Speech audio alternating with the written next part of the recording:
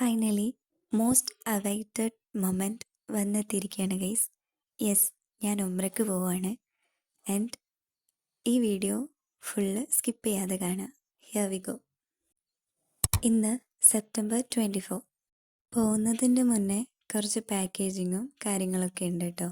കുറച്ചധികം സാധനം തന്നെ നമ്മൾ മേടിച്ചിട്ടുണ്ട്. ഫസ്റ്റ് ടൈം പോകുന്നതുകൊണ്ട് അതിൻ്റെ ഒരു എക്സൈറ്റ്മെൻറ്റും അതേപോലെ തന്നെ പേടിയുണ്ട് കേട്ടോ എനിക്ക്. ഒരു പെട്ടിത ഏകദേശം നിറഞ്ഞു തുടങ്ങി കേട്ടോ. ഇതൊക്കെയാണ് കേട്ടോ ഞാൻ കൊണ്ടുപോകുന്ന ഡ്രസ്സുകൾ. ഈ ഒരു ഷൂ എൻ്റെ ബ്രദർ എനിക്ക് സുഡിയോന്ന് മേടിച്ചു തന്നിട്ടുള്ളതാണ്. ഓൾമോസ്റ്റ് എല്ലാ പാക്കിങ്ങും കഴിഞ്ഞ് ഞാൻ കുളിച്ച് ഫ്രഷ് ആവാൻ വേണ്ടിയിട്ട് പോയി. ഞാൻ കയറിയപ്പോഴത്തേക്കും 5:10 കേട്ടോ സമയം. അങ്ങനെ കുളിച്ച് വന്ന് നിസ്കാരമൊക്കെ കഴിഞ്ഞ് ബ്രേക്ക്ഫാസ്റ്റ് കഴിച്ച് ഇപ്പോഴാണ് കേട്ടോ ഞാൻ ഓർത്തത് ലാപ്ടോപ്പ് വെച്ചിട്ടില്ലെന്ന്. അങ്ങനെ അതും കൂടെ പാക്ക് ചെയ്തു. ഒപ്പം അതിൻ്റെ ചാർജറും കാര്യങ്ങളൊക്കെ കൂടെ ഞാൻ എടുത്തിട്ടുണ്ടായിരുന്നു. പറയാൻ വിട്ടുപോയി, ഞാൻ ഒറ്റയ്ക്കല്ല കേട്ടോ പോകുന്നത്. എൻ്റെ കൂടെ എൻ്റെ ഉമ്മയും കൂടെ ഉണ്ട്. അപ്പോൾ ഉമ്മയ്ക്ക് വേണ്ടിയിട്ടുള്ള സാധനങ്ങൾ ഉമ്മയും, എനിക്ക് വേണ്ടിയിട്ടുള്ള എല്ലാ സാധനങ്ങളും ഞാനും പാക്ക് ചെയ്തു. പിന്നെ ബ്രദർ തലേന്ന് തന്നെ വന്നിട്ട് എല്ലാത്തിനും ഹെൽപ്പ് ചെയ്തിട്ടുണ്ടായിരുന്നു കേട്ടോ. അങ്ങനെ ലൈറ്റൊക്കെ ഓഫ് ചെയ്ത് ഡോറൊക്കെ ക്ലോസ് ചെയ്ത് ഞങ്ങൾ ഇറങ്ങി.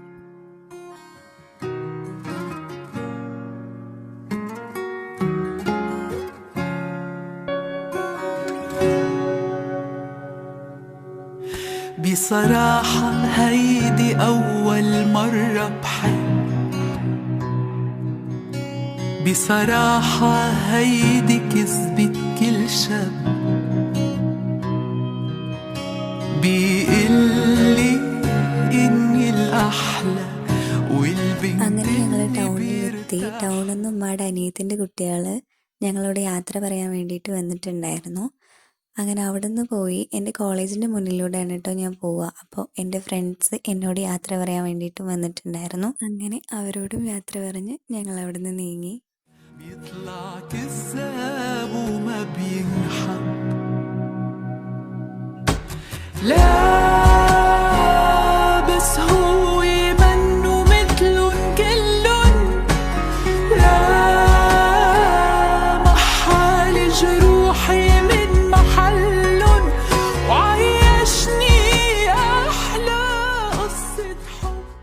കാലിക്കറ്റ് എയർപോർട്ടിൽ നിന്നാണ് കേട്ടോ ഞങ്ങൾക്ക് ഫ്ലൈറ്റ്.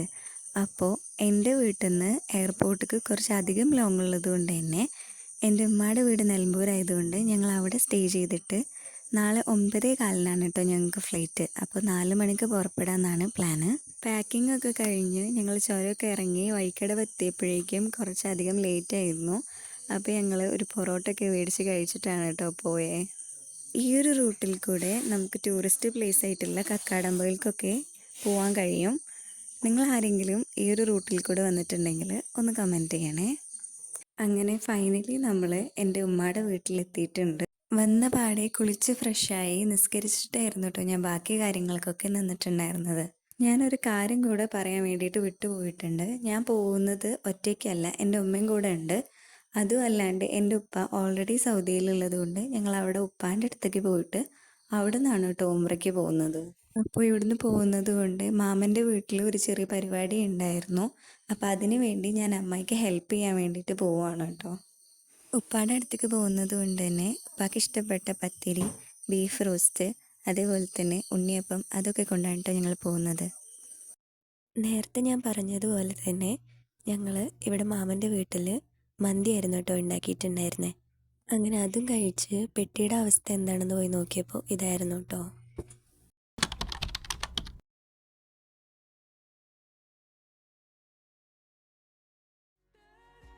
അങ്ങനെ ഞങ്ങൾ പെട്ടിയൊക്കെ പാക്കാക്കി ഒരു ഗ്ലാസ് കട്ടൻ ചായയൊക്കെ കുടിച്ചിട്ട് വീട്ടിൽ നിന്ന് ഇറങ്ങി.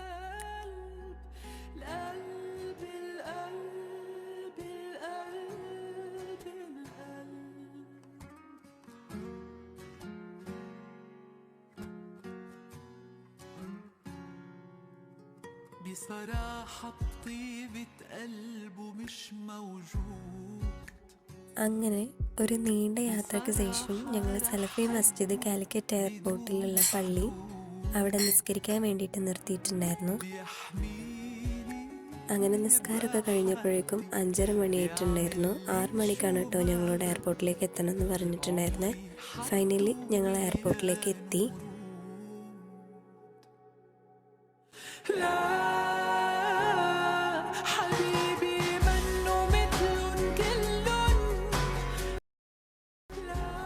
ഞങ്ങളുടെ കൂടെ എയർപോർട്ടിലേക്ക് ബ്രദറും മാമനും പിന്നെ അതേപോലെ തന്നെ ഉമ്മയുടെ വാപ്പയും വന്നിട്ടുണ്ടായിരുന്നു. അപ്പോൾ അവർ ലഗേജൊക്കെ എടുത്ത് വെക്കാൻ ഞങ്ങളെ ഹെൽപ്പ് ചെയ്തു.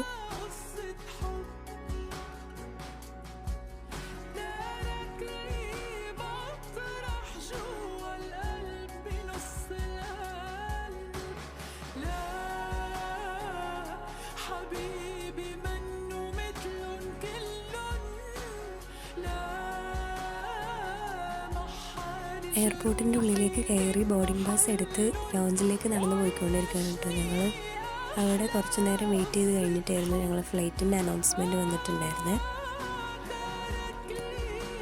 അനൗൺസ്മെൻറ്റ് കേട്ടതും ഞങ്ങൾ ലഗേജ് എല്ലാം എടുത്ത് ഞങ്ങൾക്ക് തന്നിട്ടുള്ള ഗേറ്റ് നമ്പറിൻ്റെ അവിടെ പോയിട്ടുണ്ടായിരുന്നു.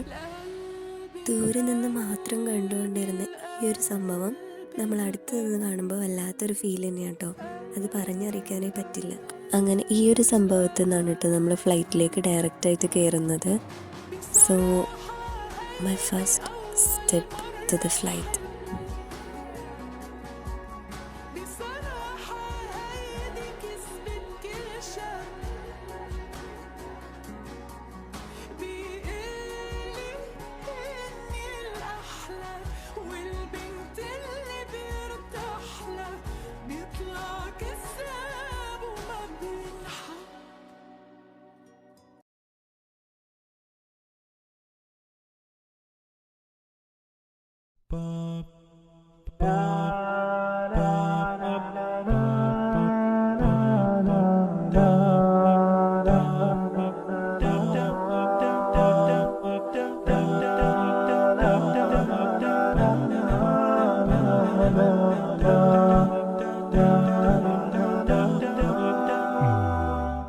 على جبين سعادتي وأفكاري تجري الحروف بأشواق وأزهار. هذه هيا قد سرت للسعد في أمل تروي الجمال بألفان وأطيار. عروسة النور تاج البدر يبرزها نجما يشع بأنوار وأنوار. مبارك زوجها جاءت على درر زوج النقاء بتتويج وإبهار. كل القلوب تناهت في السنة فرحا بالحسن يبرق في حسن وإصرار. كل القلوب تناهت في السنة فرحا بالحسن يبرق في حسن وإصرار. على جبين سعادتي وأفكاري تجري الحروف بأشواق وأزهار. هذه هيا قد سرت للسعد في أمل تروي الجمال بألفان وأطيار. أسماء ترسم ألحان الوفا كلما يبدو بديعا على خير وإيثار. ومريم ترتوي بالحب قد بعثت ألفاظها فرحة تروى بأمطار. كذاك شيماء تسقي الروح بهجتها وتنتقي حبها من غير اختار. كذاك شيماء تسقي الروح بهجتها وتنتقي حبها من غير اختار. كل التباريك تجري هيا وبها كل الدعاء إلى ربانين الباري بأن يفيض عليك الله نعمته ذرية تزدهي في كوننا الساري.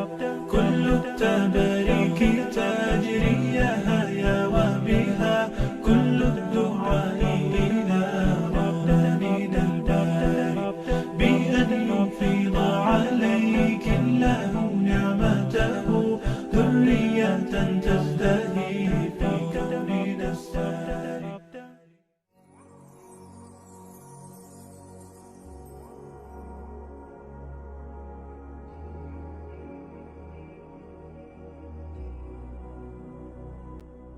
لأجاريهم قلدت ظاهر ما فيهم فبدوت شخصا آخر كي أتفاخر وظننت അങ്ങനെ ഫൈനലി റിയാദ് എയർപോർട്ടിലേക്ക് റീച്ചായി. നമ്മൾ ലഗേജിന് വേണ്ടി വെയിറ്റ് ചെയ്ത് നമ്മുടെ ലഗേജൊക്കെ കിട്ടി. فتلك مظاهر لا لا لا نحتاج المال كي نزداد جمالا جوهرنا هنا في القلب تلالا لا نرضي الناس بما لا نرضاه لنا ഉപ്പ ഇവിടെ റിയാദിലുള്ളത് കൊണ്ട് തന്നെ ഉപ്പ നേരത്തെ എയർപോർട്ടിലേക്ക് വന്നിട്ടുണ്ടായിരുന്നു കേട്ടോ, ഞങ്ങളെ പിക്കപ്പ് ചെയ്യാൻ വേണ്ടിയിട്ട്.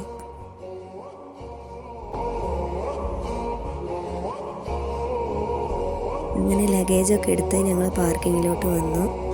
കാറെടുത്ത് നേരെ ഉപ്പാൻ്റെ റൂമിലേക്ക് വിട്ടു.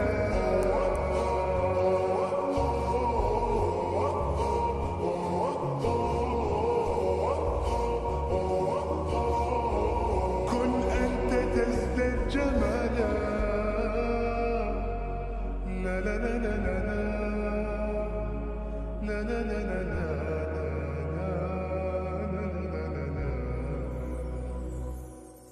أتقبلهم الناس لست أقلدهم إلا بما يرضيني كي أرضيني سأكون أنا مثلي تماما هذا أنا فقناعتي تكفيني ذاك يقيني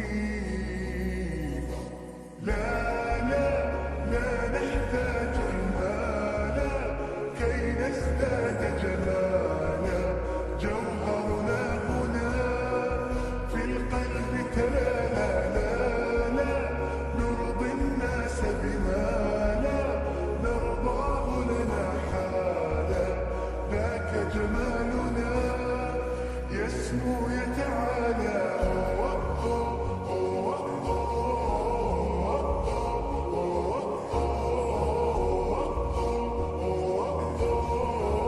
كن أنت تزداد جمالا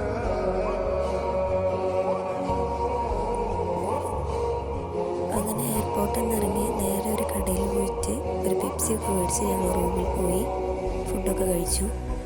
سأكون أنا من أرضانا لن أسعى لا لرضاهم وأكون أنا ഇതോടുകൂടി നമ്മുടെ വീഡിയോ ഇവിടെ അവസാനിപ്പിക്കുകയാണ്. ഇനി വരുന്ന വീഡിയോസൊക്കെ കാണാൻ വേണ്ടി നിങ്ങളെല്ലാവരും സ്റ്റേ ട്യൂൺഡ്. എൻ്റെ ഈ വീഡിയോ ഇഷ്ടപ്പെട്ട ലൈക്ക് ചെയ്യുക, സബ്സ്ക്രൈബ് ചെയ്യുക ആൻഡ് ഷെയർ ചെയ്യുക. ഇനിയൊരു പുതിയ വീഡിയോയിൽ കാണുന്നവരെ ബൈ ബൈ.